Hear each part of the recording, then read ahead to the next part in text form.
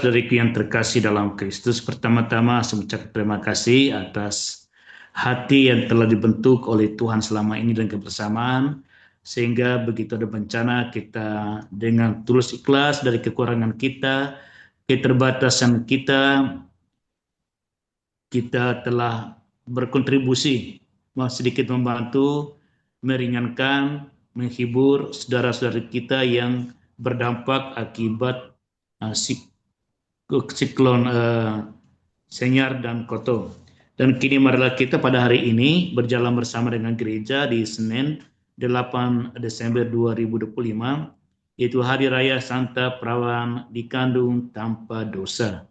Dan kini marilah kita mendengarkan firman Tuhan dari Lukas bab 1 ayat 26 sampai dengan 38. Dalam bulan yang ke-6, Allah mengutus malaikat Gabriel ke sebuah kota di Galilea bernama Nazaret, kepada seorang perawan yang bertunangan dengan seorang bernama Yusuf dari keluarga Daud. Nama perawan itu Maria.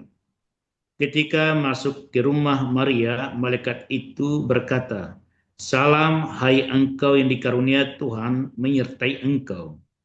Maria terkejut mendengar perkataan itu, lalu bertanya di dalam hatinya, "Apakah arti salam itu?"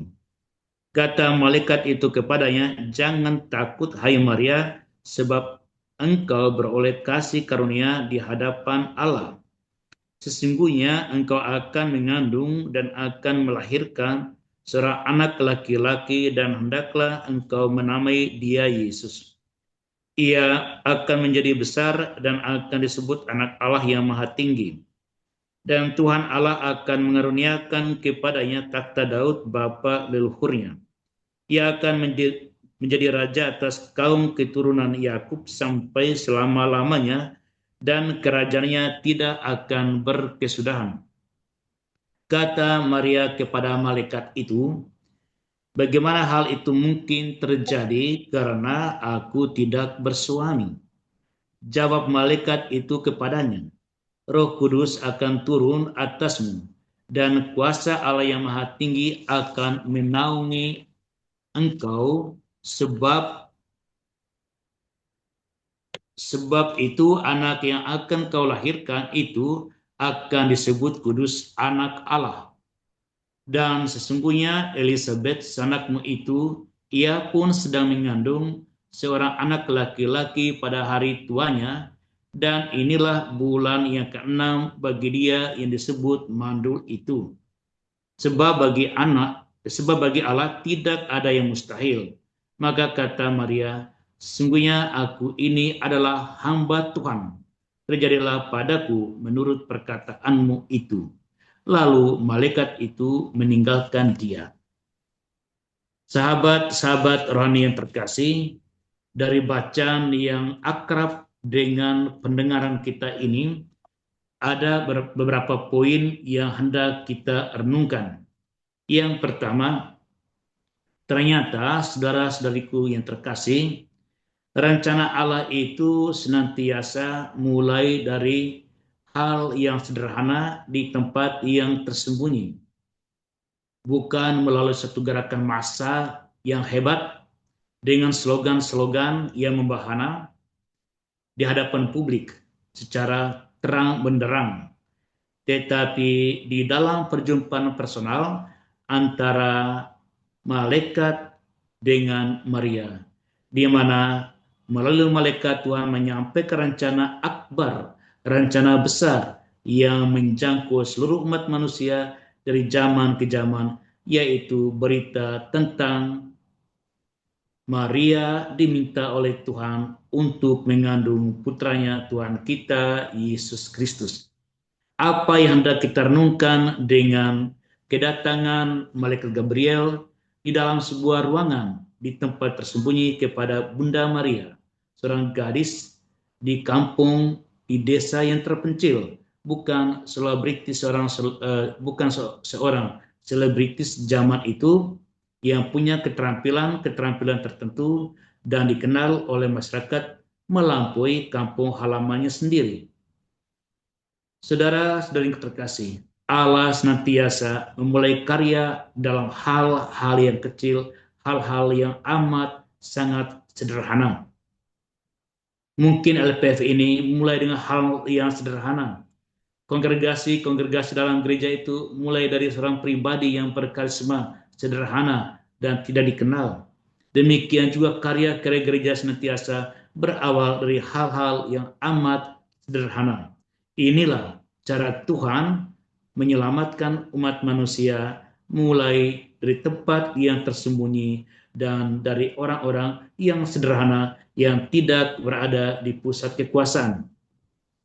Yang kedua, di dalam bacaan tadi terjadi dialog iman antara Maria dan malaikat, di mana Maria bertanya-tanya, tapi dia punya dasar iman, mana mungkin hal itu terjadi.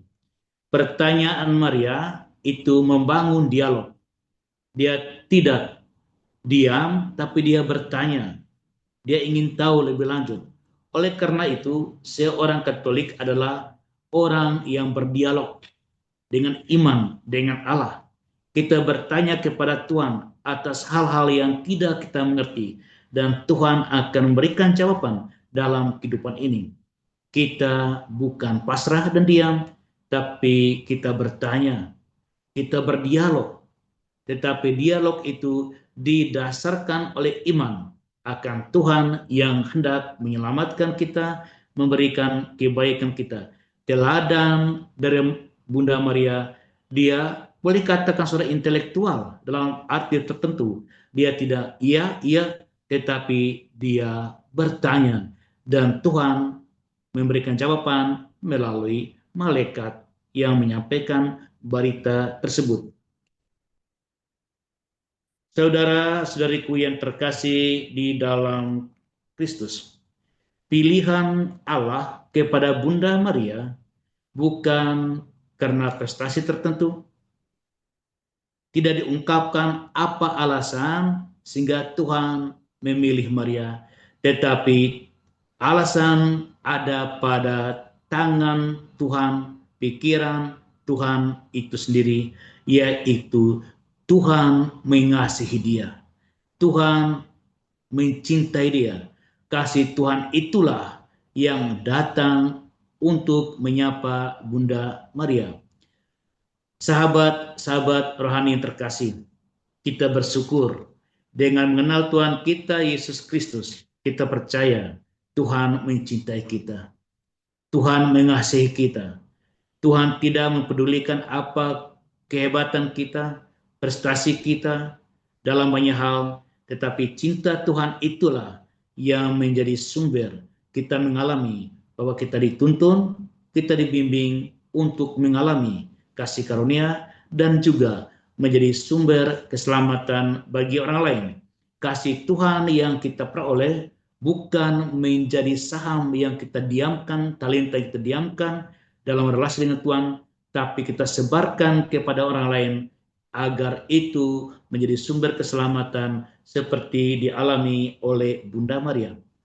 Sahabat-sahabat rohani yang terkasih, yang berikut adalah Maria mengajarkan kita untuk menyerahkan diri kepada kehendak Tuhan.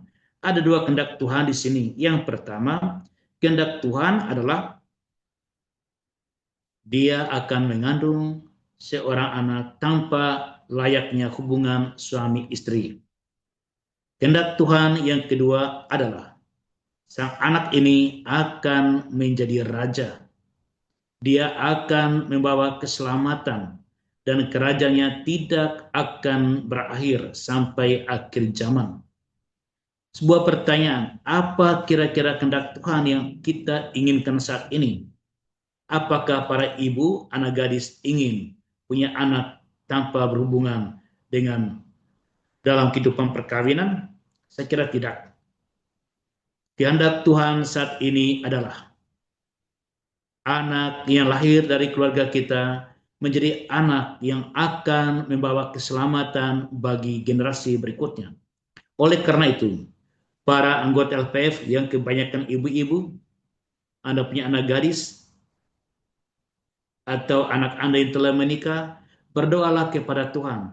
Semoga dari keluarga Anda lahir putra dan putri yang sungguh menjalankan kehendak Tuhan, yaitu menjadi sumber keselamatan, kebaikan bagi generasi masa depan, baik generasi gereja, bangsa, dan dunia ini. Saya tidak tahu bagaimana perasaan dari Adolf Hitler yang membantai orang-orang Yahudi dengan begitu banyak.